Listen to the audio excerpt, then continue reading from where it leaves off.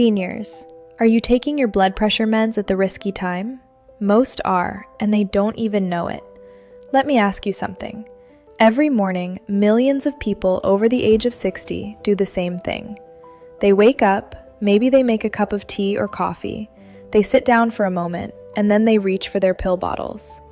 Blood pressure medication is often right there at the top, and they take it, sometimes with breakfast, sometimes without. And then they feel good. They feel responsible. They feel like they've done the right thing for their heart. And they have, mostly. But here is what almost no one talks about. What if the time of day you are taking that medication is quietly working against you for the other 23 hours? What if that simple, innocent habit that you have repeated thousands of times is actually leaving you vulnerable during the most dangerous window your heart faces every single day? I am Dr. Narges, and I am a cardiologist. For years, I have sat across from patients in my clinic, people exactly like you. People who are careful, who read labels, who show up for their annual checkups, who truly want to age well. And time again, I have seen the same pattern. A patient comes in with perfectly controlled blood pressure during the day. Their numbers look beautiful at 9 in the morning, at noon, even at 3 in the afternoon. And yet, something is wrong. They are not sleeping well. Or they wake up feeling exhausted. Or worse, they have had a dizzy spell in the middle of the night getting up to use the bathroom. Some have even fallen. And when I ask them, "What time do you take your blood pressure medication?" they almost always give me the same answer. In the morning, first thing, because that is what they were told years ago. That is what their mother did. That is what feels right. But here is the truth that is only now becoming clear in cardiovascular research. The human body does not run on a flat line. Your blood pressure is not the same at 2 in the afternoon as it is at 2 in the morning. In fact, it follows a rhythm, a beautiful, ancient rhythm that has been with you since the day you were born. And when you take your medication at the wrong point in that rhythm, you are essentially trying to fix a problem that is not happening at that moment. You are missing the real danger zone entirely. Let me paint a picture for you. Imagine you have a leak in your roof, but the leak only happens when it rains, and in your town, it only rains at night. So you hire someone to check the roof every morning at 10, and every morning at 10, the roofer looks up and says, "Everything looks dry, no problem here." You feel safe, you feel confident. But at 2 in the morning, when the rain comes, water is pouring into your bedroom, and no one is there to fix it. That is what taking blood pressure medication in the morning can be like for some people. Not for everyone, but for enough people that every single person on these medications needs to stop and ask the question, am I taking this at the right time for my body? Here is what we know from the medical literature. Blood pressure naturally follows a circadian rhythm. That is a fancy way of saying it follows your body's internal clock. For most people, blood pressure begins to rise in the early morning hours, just before you wake up. It peaks sometime in the late morning or early afternoon. Then it gradually drifts downward as the day goes on. And at night, when you are sleeping, your blood pressure typically drops significantly, sometimes by 10, 15, even 20%. Doctors call this dipping. A healthy blood pressure pattern is a dipper pattern. But here is where it gets complicated. For many people with high blood pressure, that natural nighttime dip does not happen properly. Or it happens at the wrong time. Or it reverses entirely and their blood pressure actually stays high while they sleep. And that, right there, is the hidden danger. Because when your blood pressure remains high at night, or when it does not drop the way it should, your heart is working overtime while you are trying to rest. Your blood vessels are under strain. Your kidneys are being pressed. And over months and years, that nighttime pressure does more damage than any daytime reading ever will. Now think about your morning medication again. If you take a standard blood pressure pill at 8 in the morning, it reaches its peak effectiveness somewhere around 4 to 6 hours later. That means it is working hardest right when your blood pressure is already at its natural daytime peak. That is fine, that is helpful. But what about the nighttime? By midnight, that same medication is wearing off. its levels in your blood are falling. And if you are one of those people whose blood pressure does not dip properly at night, or worse, if your blood pressure actually rises while you sleep, you are completely unprotected during the most dangerous hours. So the question becomes not whether you are taking your medication, but whether you are taking it at the time that matches your body's unique rhythm.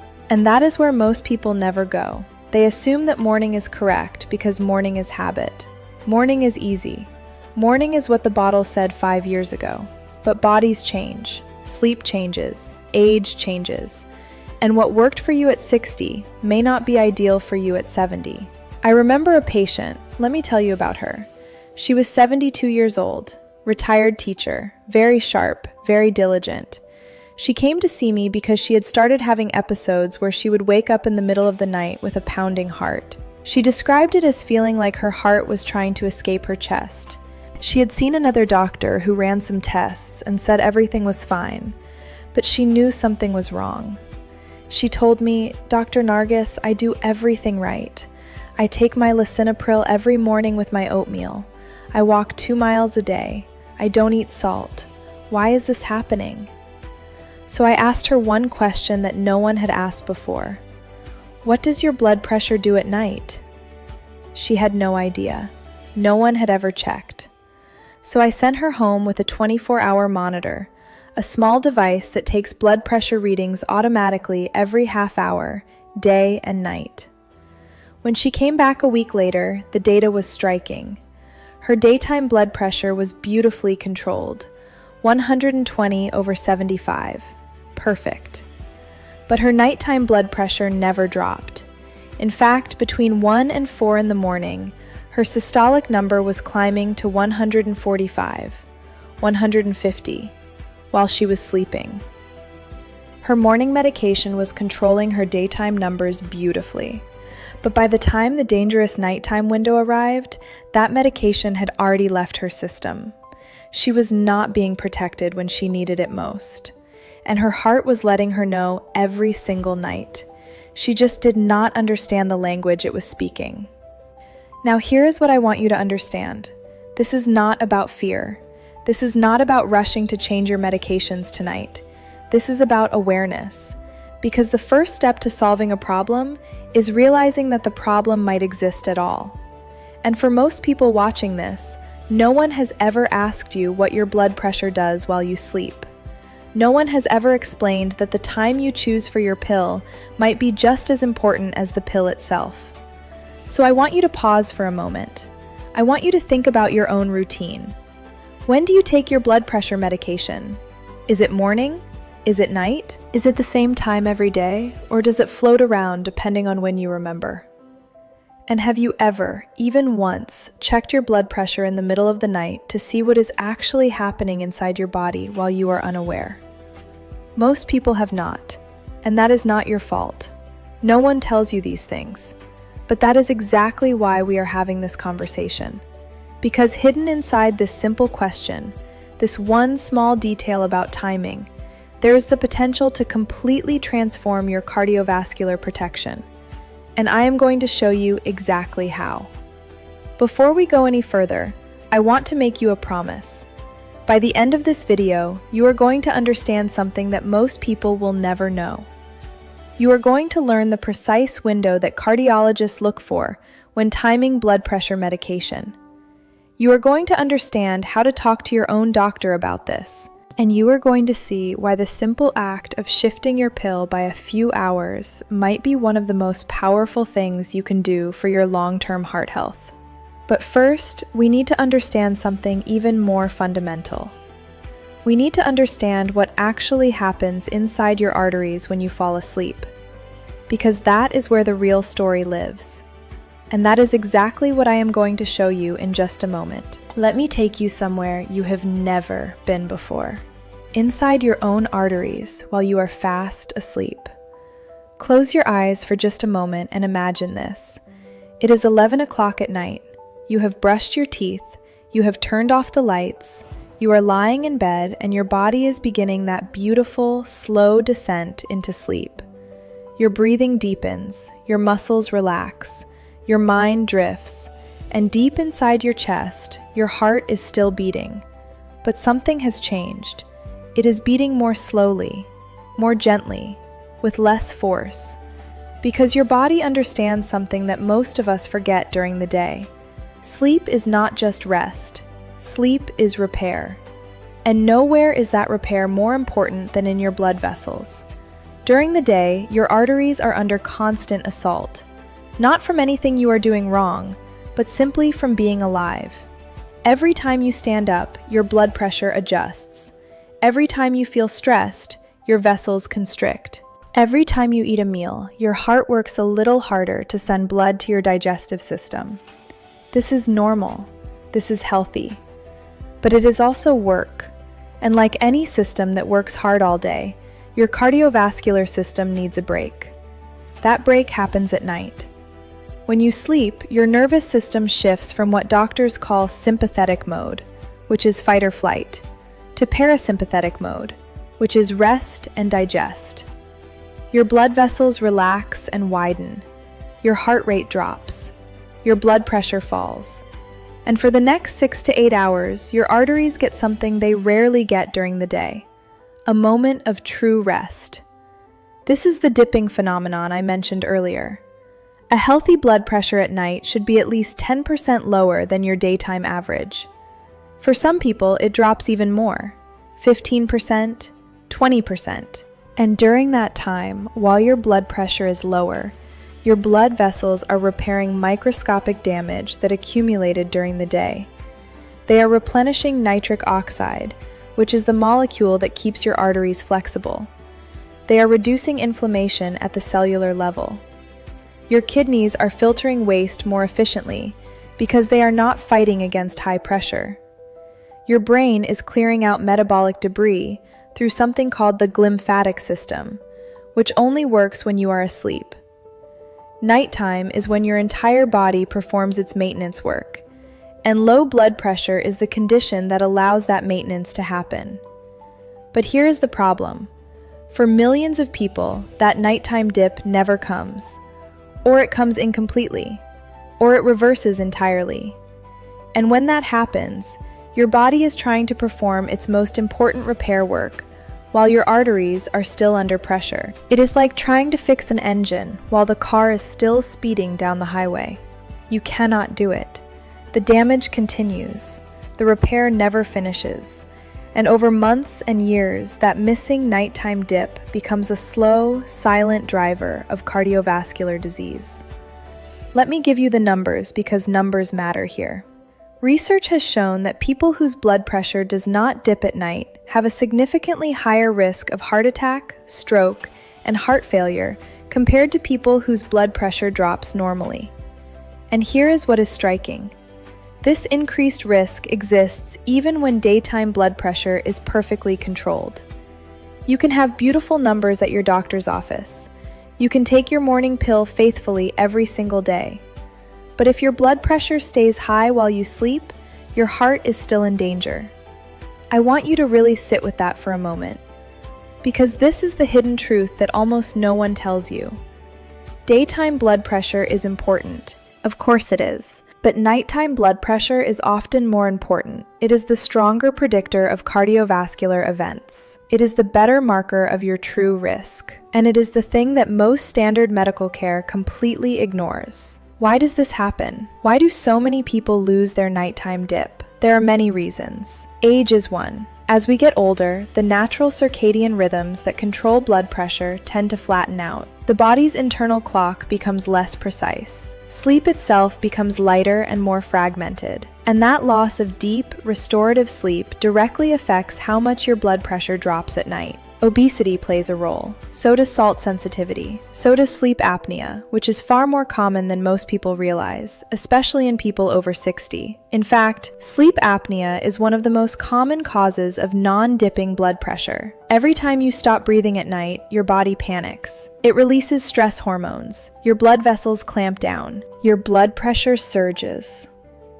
And your heart never gets the break it desperately needs. But there is another reason, and this is the one that brings us back to your medication. For many people, the loss of nighttime dipping is not caused by their disease. It is caused by the timing of their treatment. When you take short-acting or medium-acting blood pressure medication in the morning, you get good coverage during the day, but by midnight, the drug levels in your blood have fallen significantly. Your protection wears off just when your body needs it most. And if you are already prone to higher nighttime pressures, that gap in coverage can be dangerous. Think back to the patient I mentioned earlier, the retired teacher with the pounding heart at night. Her morning medication was a standard ACE inhibitor. It worked well for about 12 hours, but she took it at 8 in the morning, which meant by 8 at night, the drug levels were already declining. By 2 in the morning, there was almost nothing left. Her body was completely unprotected during the hours when her blood pressure naturally wanted to climb. And climb it did. From 1 in the morning until 4, her systolic pressure was higher than it had been at any point during the previous day. She was sleeping, but her arteries were wide awake and under siege. When we shifted her medication to bedtime, everything changed. Not because we changed the drug, not because we changed the dose. We simply changed the time. She started taking the exact same pill at 9 o'clock at night instead of 8 in the morning. And within 2 weeks, her nighttime blood pressure normalized. Her pounding heart episodes stopped. Her sleep improved. She woke up feeling more rested than she had in years. And her daytime blood pressure remained perfectly controlled because the medication still had enough activity left in the morning to cover that early morning rise.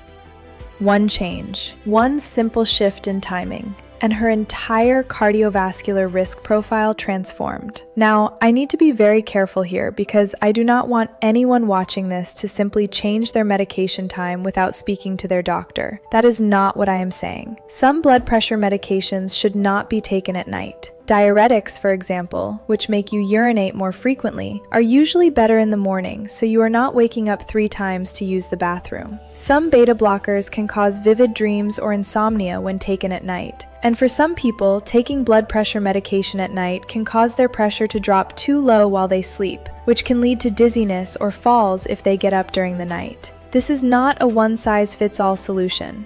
This is an individual question. And it is a question that you need to ask your own doctor, with your own medical history in mind. But here's what I want you to take away from this conversation. The question itself matters. The fact that you are now aware that timing could be important, that is the first step.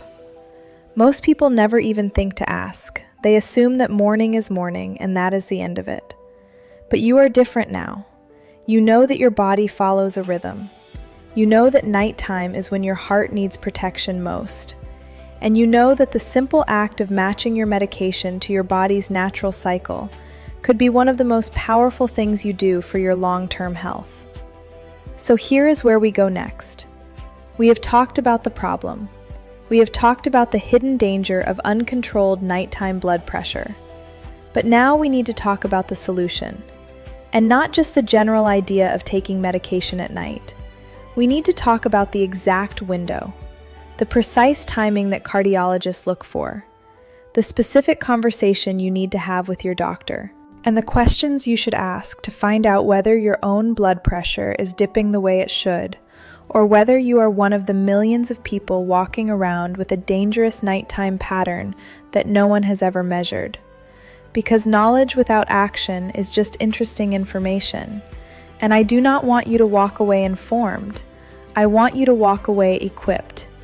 I want you to have the tools you need to actually do something with what you have learned. And that is exactly what we are going to build together in just a moment. Let me tell you about something called the morning surge, because if you really want to understand why timing matters, you need to understand what happens in the hours just before you wake up.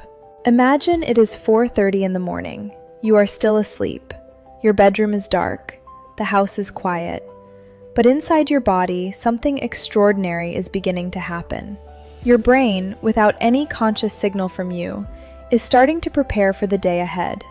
It releases a cascade of hormones: cortisol, which is your natural stress hormone, adrenaline, which wakes up your nervous system, and a substance called angiotensin, which constricts your blood vessels.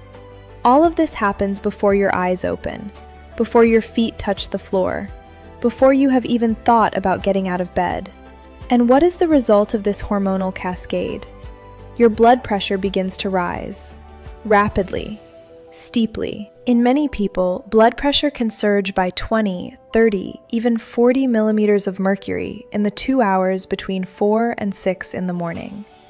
This is called the morning surge, and it is completely normal. It is your body's way of getting you ready to stand up, to move, to face the demands of the day. Evolution designed this mechanism to help your ancestors wake up and hunt or gather or flee from predators. But here is the problem. That same morning surge that helped your ancestors survive can be dangerous for modern hearts, especially if your blood vessels are already stiff, if your arteries already have plaque, if your heart is already working harder than it should. Because the morning hours, between roughly 6 and 10 in the morning, are when heart attacks are most common. This is not a coincidence. This is not random. Studies have shown that the risk of heart attack is highest in the morning hours, peaking around 9 or 10 in the morning. The risk of stroke follows a similar pattern, and the reason is that morning surge. Your blood pressure is climbing steeply at the same time that your blood is naturally thicker and stickier because you have been asleep and not drinking water.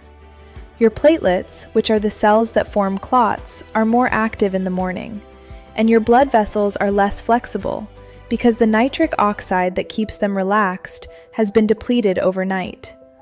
All of these factors converge in the morning hours to create a perfect storm: rising pressure, stickier blood, more active clotting, stiffer vessels. And if you have underlying heart disease, that perfect storm can trigger an event. Now, here is where your medication timing comes back into the picture. If you take your blood pressure medication in the morning, you are taking it right when your blood pressure is already surging. You are playing catch-up. You are trying to lower a number that is already climbing rapidly, and depending on the medication you take, it might take an hour or two to reach effective levels in your blood. During that hour or two, your blood pressure is still rising, still peaking, still putting stress on your heart and blood vessels. But what if you took that same medication at night? What if the drug levels in your blood were already high and stable when that morning surge began? What if your medication was working hardest exactly when your body needed it most, during those early morning hours when your blood pressure naturally wants to climb? That is the logic behind bedtime dosing, not just to protect you during the night, but to protect you during the morning surge as well. Let me share another story with you.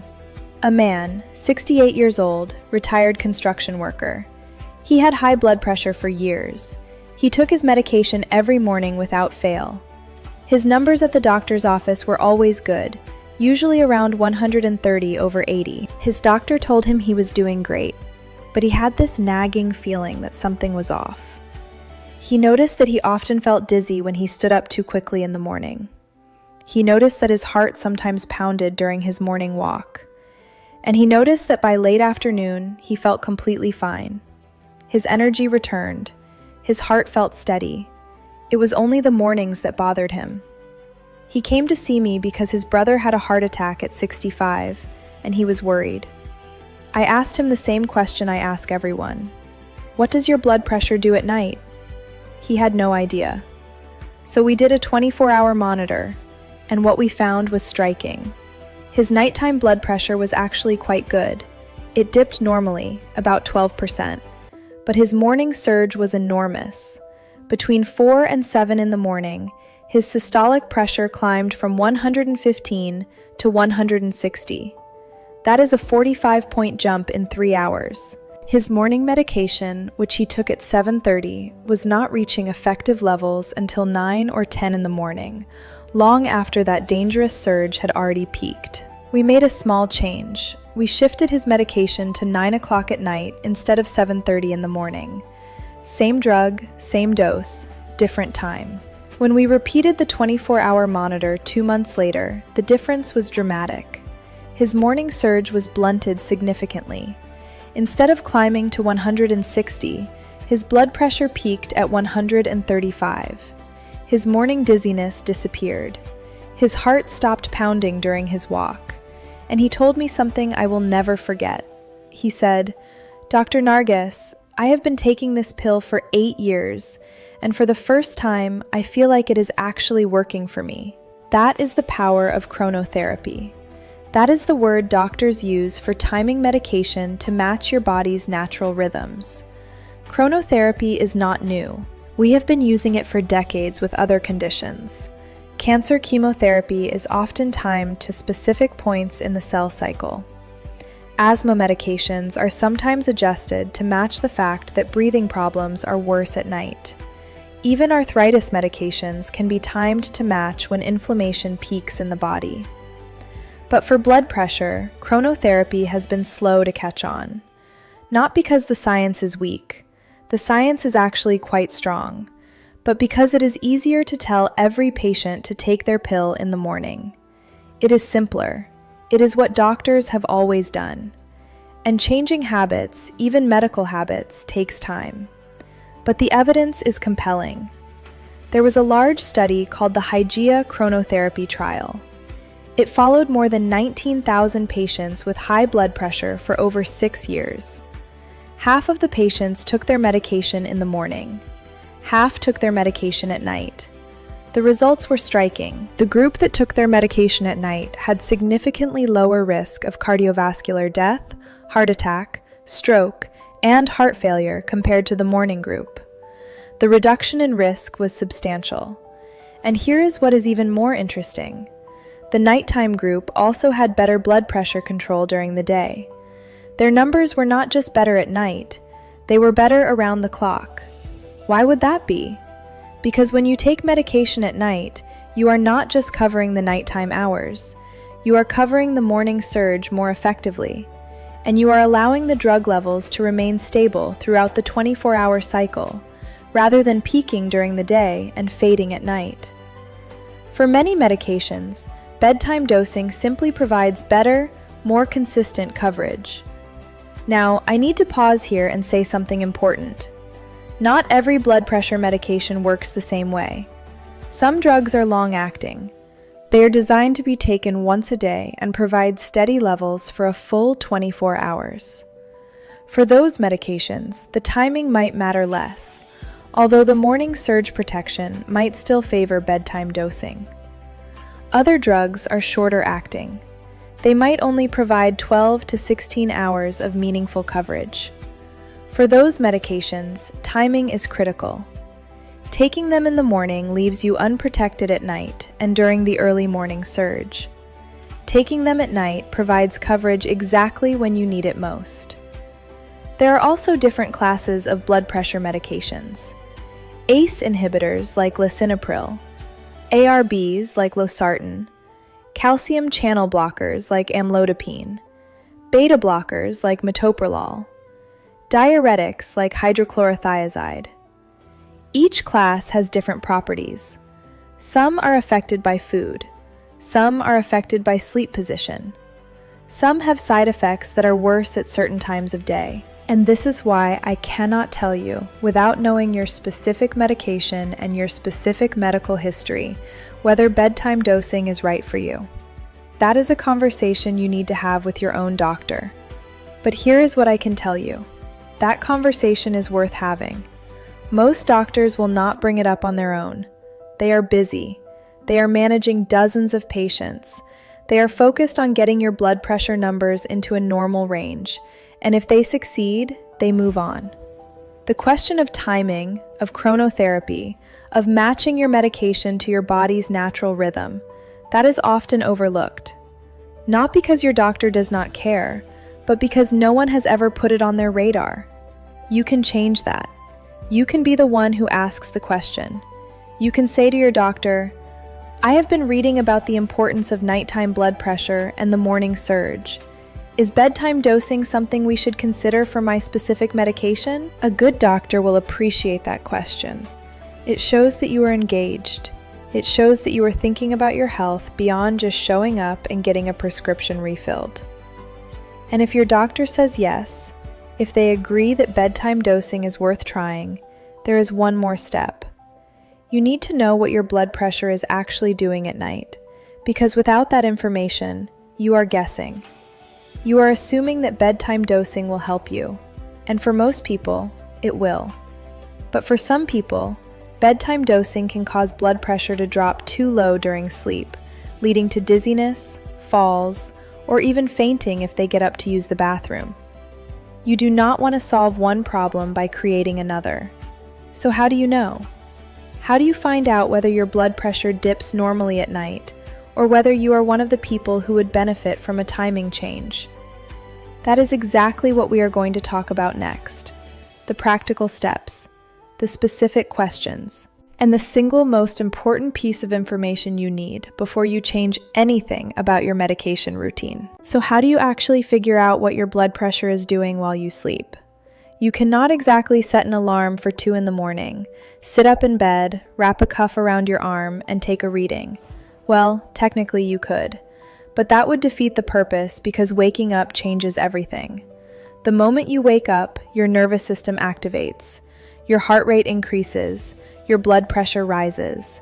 The reading you get after waking up is not your true sleep blood pressure. It is your waking up blood pressure, and that is a completely different number. What you need is a way to measure your blood pressure while you are actually asleep, without disturbing you, without changing the very thing you are trying to measure. And that technology exists. It has existed for decades. It is called ambulatory blood pressure monitoring, and it is one of the most underused, underappreciated tools in all of cardiovascular medicine. Let me explain what this is. Ambulatory blood pressure monitoring, or ABPM for short, involves a small device about the size of a deck of cards. You wear it on a belt or a strap over your shoulder. Attached to the device is a tube that connects to a standard blood pressure cuff on your upper arm. The device is programmed to automatically inflate the cuff and take a reading at regular intervals, usually every 15 to 30 minutes during the day, and every 30 to 60 minutes at night. You wear it for 24 hours. You go about your normal life. You work, you eat, you walk, you sleep. And all the while, the device is quietly collecting data, building a complete picture of your blood pressure around the clock. When you return the device the next day, your doctor downloads the data. And what they get is not just one number, not just the reading from the office visit. They get a graph, a beautiful, revealing graph that shows exactly what your blood pressure does at every moment of the day and night. They can see your morning surge. They can see your daytime peaks and valleys. They can see whether your blood pressure drops appropriately at night, and if so, by how much. They can see exactly when your highest readings occur and exactly when your lowest readings occur. They can see patterns that no office measurement could ever reveal. I cannot tell you how many times I have ordered ambulatory monitoring for a patient and discovered something completely unexpected. Sometimes I find that a patient whose office readings are high actually has normal blood pressure most of the time. We call that white coat hypertension. The stress of being in a medical setting drives their numbers up, but at home, at night, they are perfectly fine. Those patients often do not need medication at all, or they need much less than they are taking. Other times, I find the opposite. A patient whose office readings are normal has dangerously high blood pressure at night or during the early morning hours. We call that masked hypertension. Those patients are walking around with a false sense of security, believing their blood pressure is under control when it is not. And then there are the patients in between, the ones whose daytime numbers look good, but whose nighttime dip is blunted or absent. Those are the patients who are most likely to benefit from a change in medication timing. But without ambulatory monitoring, you would never know. You would keep taking your morning pill, keep getting normal readings at the doctor's office, and keep assuming everything was fine, all while your heart faced unnecessary risk every single night. Now, I know what some of you are thinking. This sounds expensive. This sounds complicated. My doctor has never mentioned this. And you are right on all counts. Ambulatory blood pressure monitoring is not as widely used as it should be. Not because it is not valuable, but because it takes more time, more equipment, more interpretation than simply taking an office reading. Many primary care offices do not have the devices. Many insurance plans do not cover it unless certain criteria are met. And many doctors simply do not think to order it because they have been trained to rely on office measurements. But here is what I want you to understand. You do not necessarily need a formal 24-hour monitor to get useful information. There are other ways to begin exploring whether your blood pressure timing might be off, and I want to give you those tools right now. The first thing you can do is something called home blood pressure monitoring at different times of day. Buy a good quality home blood pressure monitor. They are widely available and not terribly expensive. Look for one that has been validated for accuracy. Then, for 1 week, I want you to take your blood pressure at the same 4 times every day. First thing in the morning, before you take any medication, and before you eat or drink anything. Midday around noon. Late afternoon around 4 or 5. And right before bed, after you've been sitting quietly for at least 5 minutes.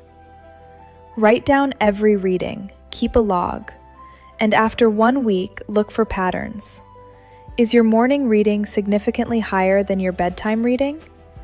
A morning surge is normal, but if your morning systolic is consistently 20 or 30 points higher than your bedtime reading, that might be a signal that your medication is not covering that surge effectively. Is your bedtime reading still high, above 130 or 135? That might be a signal that your medication is wearing off too early. Do you notice any readings that are surprisingly low, below 100, especially at bedtime? That might be a signal that your medication is peaking too strongly at night, which could be a concern if you are considering moving it even later.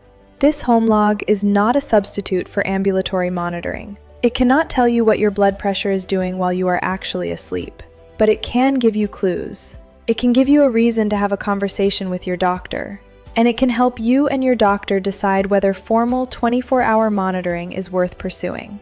The second thing you can do is pay attention to your body. I know that sounds simple, but it is important. Do you wake up with headaches? Morning headaches, especially in the back of the head, can sometimes be a sign of elevated nighttime or early morning blood pressure. Do you wake up feeling dizzy or lightheaded?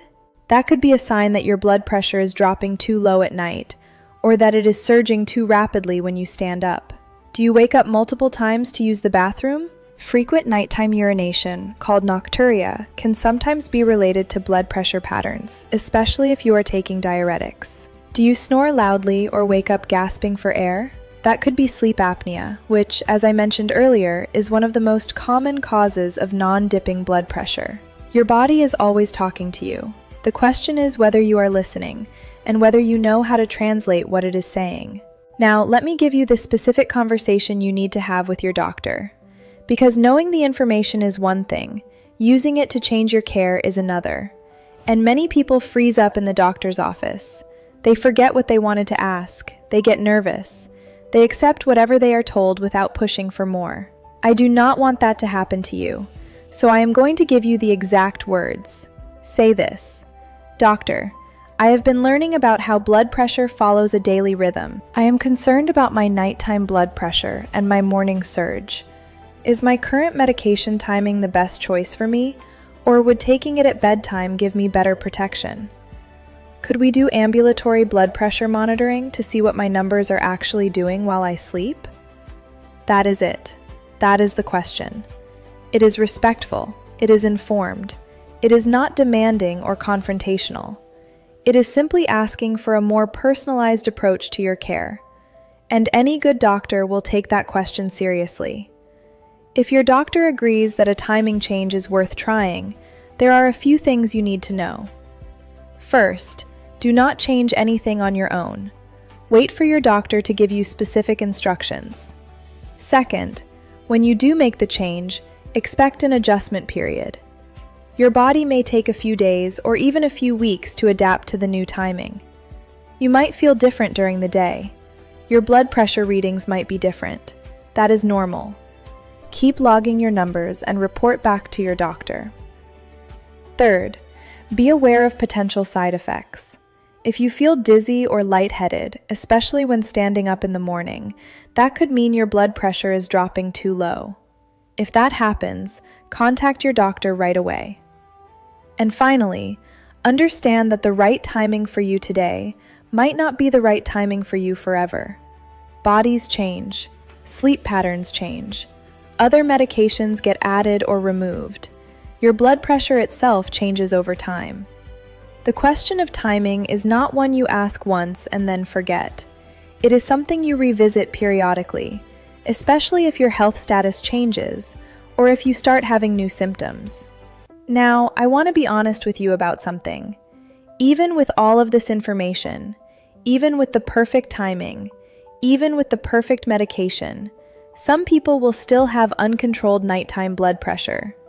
Because the problem is not always the medication. Sometimes the problem is sleep itself, and that is where we need to go next, because before you can fix your blood pressure at night, you have to fix your sleep. And for millions of people, the hidden enemy is not the timing of their pill. It is the quality of their rest. And one condition in particular, a condition that affects nearly 1 billion people worldwide, most of them undiagnosed, is quietly destroying their nighttime blood pressure control without them ever knowing it. That is exactly what we are going to talk about now. Let me tell you about a condition that is stealing your nighttime blood pressure control. And chances are you have never even heard of it. Or if you have dismissed it as something that happens to other people, to people who are older or heavier or less healthy than you. But here's the truth that might surprise you. This condition affects nearly 1 billion people worldwide. It is as common as high blood pressure itself, and most of the people who have it do not know they have it. Their doctors do not know they have it. They go years, sometimes decades, with their cardiovascular risk quietly climbing, all because of something that happens while they sleep. I am talking about sleep apnea, obstructive sleep apnea. You have probably heard the term before, but let me make sure we are clear on what it actually is. Obstructive sleep apnea happens when the muscles in the back of your throat relax too much during sleep. They relax to the point where they collapse and block your airway. You stop breathing. Not for a second or two, but for 10 seconds, 20 seconds, sometimes even a minute or more. Your brain notices that you are not getting oxygen. It panics. It sends an urgent signal to your body. Wake up, breathe, and you do. You take a gasping breath, often with a snort or a choking sound, and you go right back to sleep. You do not remember it in the morning, but it happened. And then, a few minutes later, it happens again, and again, and again, all night long. Some people with severe sleep apnea stop breathing hundreds of times every single night. Their sleep is so fragmented that they never reach the deep, restorative stages that their body needs. And their blood pressure never gets the nighttime dip that their heart desperately requires. Let me explain the connection because it is critical. Every time you stop breathing, the oxygen level in your blood drops. Your body perceives this as a threat, a life-threatening event. In response, your nervous system releases a flood of stress hormones: adrenaline, cortisol, noradrenaline. These hormones do two things. They wake you up just enough to restart your breathing, and they constrict your blood vessels. They make your heart beat faster and harder. They raise your blood pressure. And they do this not once or twice a night, but dozens or even hundreds of times. Imagine someone waking you up every 2 or 3 minutes all night long and shouting at you. That is what sleep apnea does to your body. Your nervous system is in a constant state of alarm. Your blood pressure never gets the chance to settle into that calm, low, restorative pattern that healthy sleep provides. Instead of dipping, it spikes, over and over and over again. And by morning, your cardiovascular system is exhausted. It has been fighting all night. Now here is what makes this particularly insidious. The relationship between sleep apnea and high blood pressure is a two-way street. Sleep apnea causes high blood pressure, and high blood pressure makes sleep apnea worse. It is a vicious cycle. The higher your blood pressure, the more likely you are to have fluid accumulation in your neck when you lie down, which can worsen airway collapse. The worse your sleep apnea, the more your blood pressure surges at night, and around it goes. Many people are caught in this cycle without ever knowing it. They take their blood pressure medication faithfully, they eat well, they exercise, but their numbers remain stubbornly high, especially at night, and they cannot figure out why. Let me share a story with you. A woman, 65 years old. She came to see me because her blood pressure was not responding to medication. She was on 3 different drugs, all at fairly high doses, and still, her home readings were consistently in the 150/90 range. She was frustrated. She told me, "Dr. Narges, I am doing everything right. I have cut out salt, I have lost 15 pounds, I walk every day. Why is this not working?" So I started asking different questions, not about her diet or her exercise or her medication, about her sleep. "How do you sleep at night?" I asked. She said, "Fine. I fall asleep easily. I sleep through the night." But then I asked her husband, who was sitting in the room with her, "Does she snore?" He hesitated. Then he said, "Yes, loudly. And sometimes she stops breathing. It scares me. She makes this choking sound and then gasps for air, but she never remembers it in the morning." That was the clue. I ordered a sleep study, and the results were striking. She had severe obstructive sleep apnea. She was stopping breathing more than 50 times every hour. That is almost once every minute. Her oxygen levels were dropping dangerously low, and her blood pressure, which we were monitoring simultaneously, was spiking with every single event. During the day, her blood pressure was high, but at night it was a roller coaster. Up and down all night long. No dip, no rest, no repair. We started her on CPAP therapy. That is a machine that delivers gentle air pressure through a mask while you sleep, keeping your airway open. It took her a few weeks to get used to it, but when she did, everything changed. Her nighttime blood pressure stabilized. Her morning readings started coming down, and over the next few months, we were able to reduce her blood pressure medications. Not increase them, reduce them. From 3 drugs down to 2, and then from 2 down to 1. All because we treated the underlying problem that was driving her blood pressure in the first place. I tell you this story because it is not rare. It is not unusual. It is happening in millions of homes right now. People are taking more and more blood pressure medication, chasing numbers that will not come down, because no one has asked them the simple question, how do you sleep? So let me ask you that question right now. How do you sleep? Does your partner tell you that you snore loudly? Have you ever been told that you stop breathing or make choking or gasping sounds during the night? Do you wake up with a dry mouth or a sore throat? Do you wake up with a headache, especially in the front of your head? Do you feel tired during the day, no matter how many hours you spent in bed? Do you have trouble concentrating? Do you feel irritable or depressed for no clear reason? Do you wake up frequently to urinate, not just once, but 2, 3, 4 times a night? These are not just annoyances. These are red flags. These are clues that your sleep might be fragmented, that your airway might be collapsing, that your body might be fighting for oxygen all night long. And if that is happening, no amount of blood pressure medication, no matter how perfectly timed, will fully protect you. Because you are trying to fix a problem that is being actively caused by something else. You are putting a bandage on a wound that keeps reopening every single night. Now, I want to be very clear about something. Not everyone with high blood pressure has sleep apnea, and not everyone with sleep apnea has high blood pressure. But the overlap is enormous. Studies have shown that somewhere between 30 and 50% of people with high blood pressure also have sleep apnea. And among people with resistant hypertension, meaning blood pressure that does not respond to 3 or more medications, the prevalence of sleep apnea is even higher.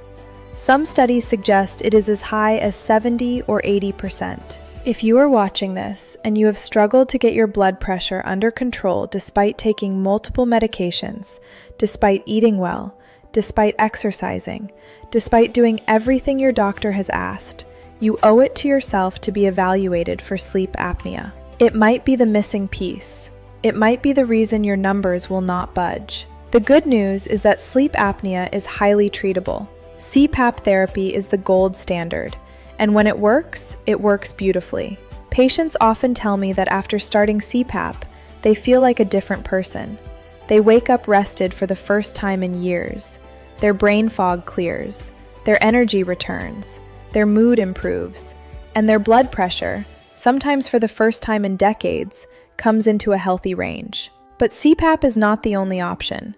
For some people with mild to moderate sleep apnea, oral appliances that reposition the jaw can be effective. For others, positional therapy, sleeping on your side instead of your back, can make a significant difference. Weight loss is incredibly powerful. Even a 10% reduction in body weight can dramatically improve or even resolve sleep apnea in some people. And for those with severe sleep apnea caused by anatomical issues, there are surgical options as well. The key is getting diagnosed, and that starts with talking to your doctor. Tell them about your symptoms. Ask for a sleep study. Many sleep studies can now be done at home with a small portable device. It is not invasive, it is not complicated, and the information it provides could be life-changing. Now, let me bring this back to where we started. Because we have covered a lot of ground. We have talked about the natural rhythm of blood pressure, the importance of the nighttime dip, the danger of the morning surge, the potential benefits of bedtime dosing, and the hidden role of sleep apnea. But we have not yet answered the question that brought you here. The question in the title of this video. What is the risky time? And what is the safe time? When should you actually be taking your blood pressure medication? I have given you a lot of pieces. Now it is time to put them all together. It is time to give you the answer you came for, the specific timing window, the cardiologist's recommendation, and the exact steps you need to take to figure out what is right for your body. Not for some average patient, not for what works for most people, but for you. That is what we are going to do right now. You have been patient. You have stayed with me through the science, the stories, the hidden connections between sleep and blood pressure and timing. And now you deserve the answer, the one you came for, the one that was promised in the title of this video. What is the risky time to take your blood pressure medication? And what is the safe time? Let me give it to you straight. For the majority of people with high blood pressure, the risky time is morning. Not because morning is dangerous in itself, but because taking your medication in the morning leaves you unprotected during the two most vulnerable periods of your daily cycle. The nighttime hours, when your blood pressure should be dipping but often does not, and the early morning surge, when your blood pressure climbs steeply and your risk of heart attack and stroke peaks.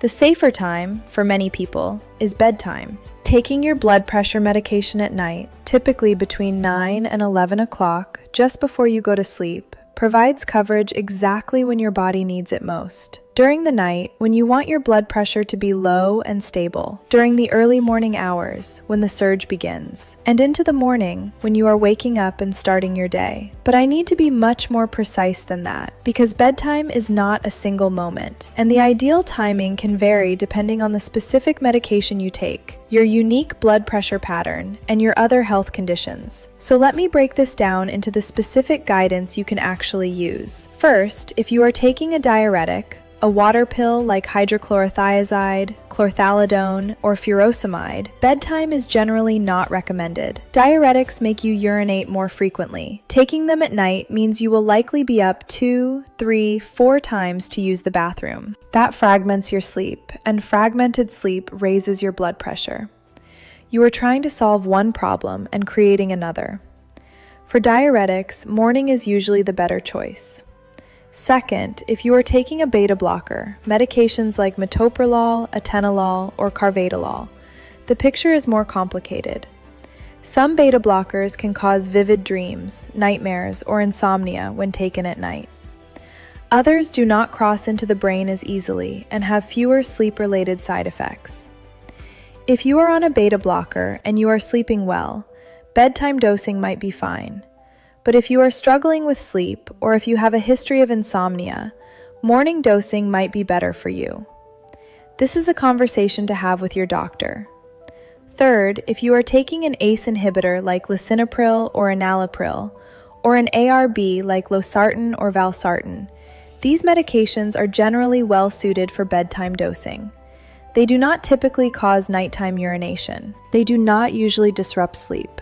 and studies have shown that taking them at night improves cardiovascular outcomes compared to morning dosing.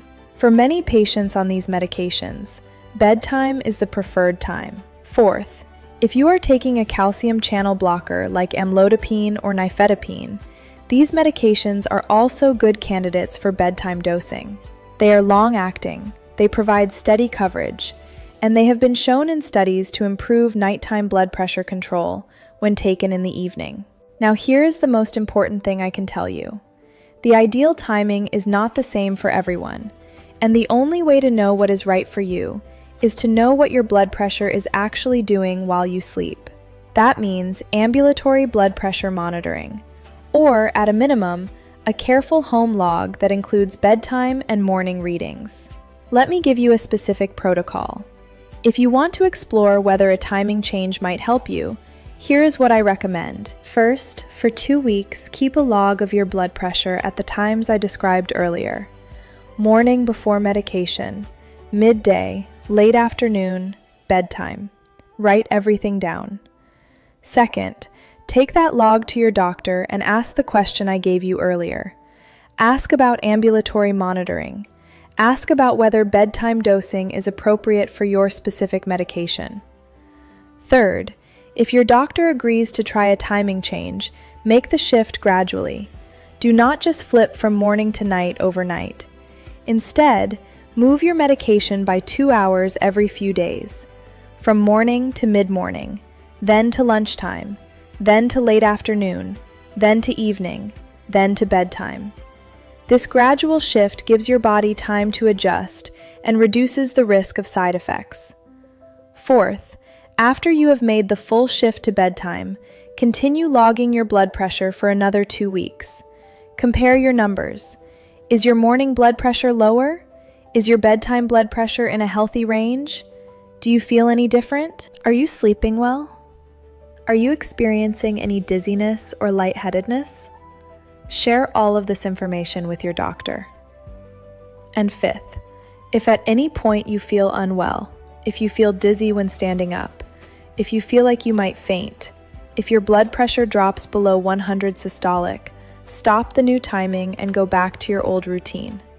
Then call your doctor and let them know what happened.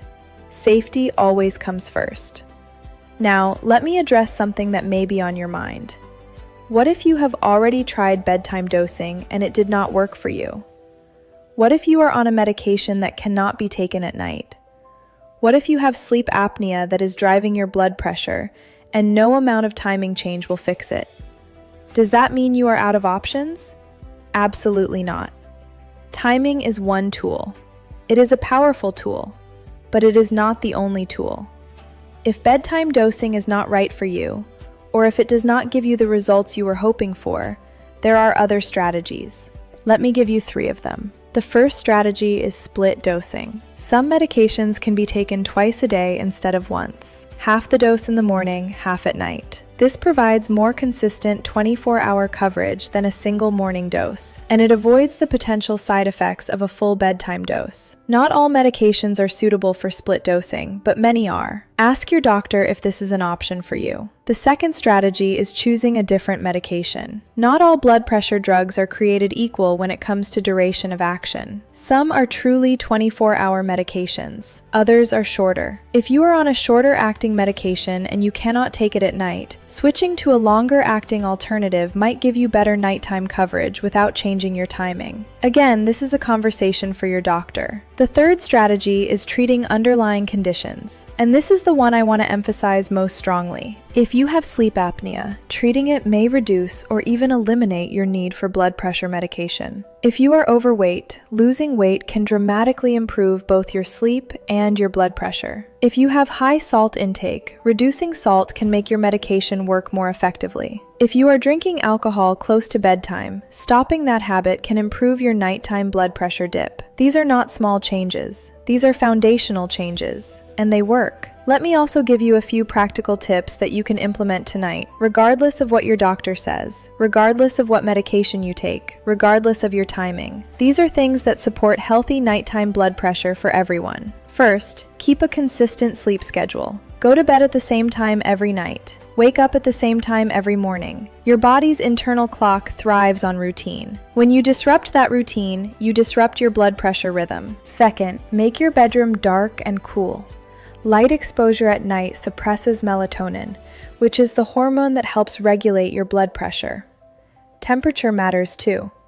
A cooler room promotes deeper sleep and better blood pressure dipping. Third, stop eating at least 2 to 3 hours before bedtime. Late night meals activate your digestive system, which raises your heart rate and blood pressure. Your body should be resting at night, not digesting. Fourth, avoid alcohol before bed. Alcohol may help you fall asleep, but it fragments your sleep later in the night. It also relaxes the muscles in your throat, making sleep apnea worse. If you drink, have your last drink with dinner, not after dinner. Fifth, sleep on your side if you snore. Sleeping on your back makes airway collapse more likely. A simple body pillow or a tennis ball sewn into the back of your pajama shirt can help you stay on your side through the night. These are small changes, but small changes compounded over time produce extraordinary results. Let me leave you with this. You came to this video with a question. Are you taking your blood pressure medication at the risky time? And now you know that the answer depends on you, on your medication, on your blood pressure pattern, on your sleep, on your body. The risky time for one person may be morning. For another, it may be night. The only way to know is to measure, to ask, to pay attention, to have the conversation with your doctor that most people never have. You have already taken the first step. You have learned something new about your body. You have learned that timing matters, that nighttime blood pressure matters, that sleep matters. You are no longer the person who assumes that morning is morning and that is the end of it. You are now someone who asks questions, who seeks answers, who takes an active role in protecting their heart. That is what aging well looks like, not passive acceptance. Active engagement. I am Dr. Narges. Thank you for staying with me through this entire conversation. If you learned something today, if this changed the way you think about your medication or your sleep or your heart, then we have done what we set out to do. Take this knowledge, use it, share it with someone you love, and as always, take care of that heart. It is the only one you have.